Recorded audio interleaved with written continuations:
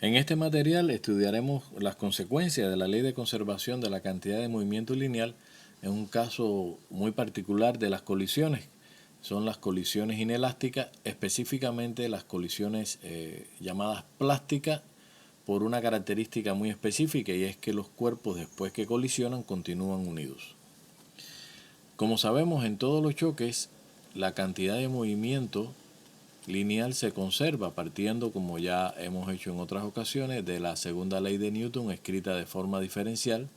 Sabemos que en las colisiones las fuerzas externas son despreciables con respecto a la intensidad de las fuerzas internas que se generan en el instante del choque, por ser tan corto ese instante de tiempo y ser tan intensas entonces esas fuerzas internas, podríamos decir siempre que la cantidad de movimiento lineal se mantendrá igual en su valor del sistema antes y después del choque.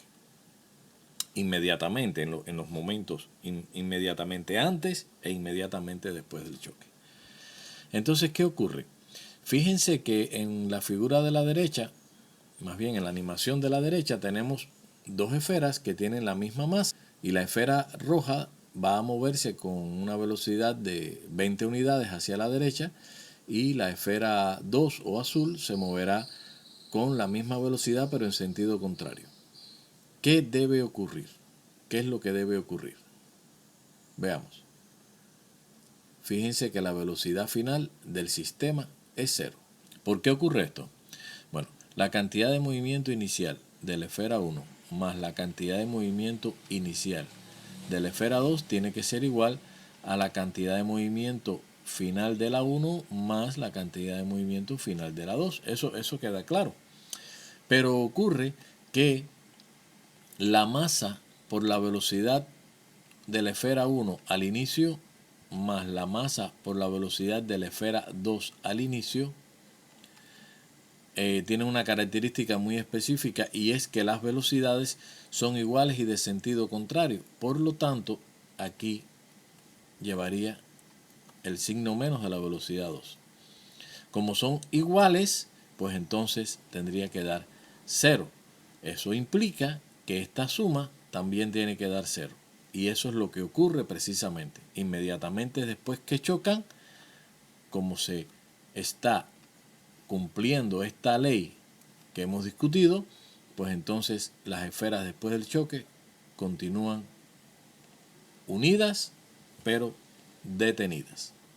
Ahora, un tema algo diferente sería, vamos a decir que tienen la misma velocidad, vamos a pensarlo de esta manera, pero yo voy a poner que la esfera 2 está sin ningún tipo de movimiento. ¿Ven? Entonces, ¿qué ocurriría?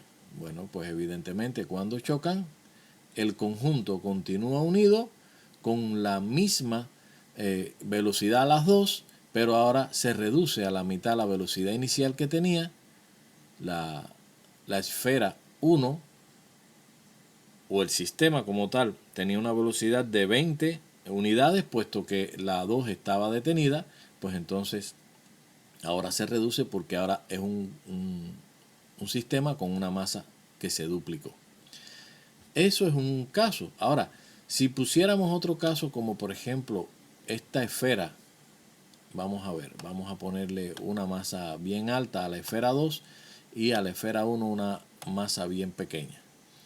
Si la esfera 2 está detenida y la esfera 1 se mueve con esa velocidad, está en velocidad 0 antes de chocar. Vamos a ver aquí arriba qué velocidad tiene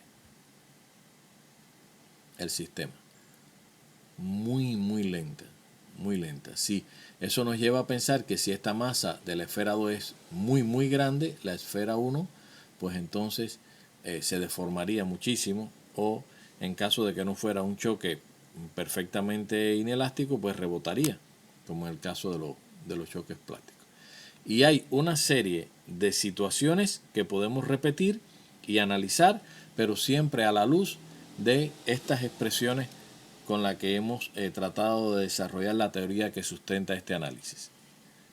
La cantidad de movimiento lineal de un sistema en las colisiones siempre se va a conservar. Instantes antes del choque e instantes después del choque, la cantidad de movimiento lineal del sistema será la misma.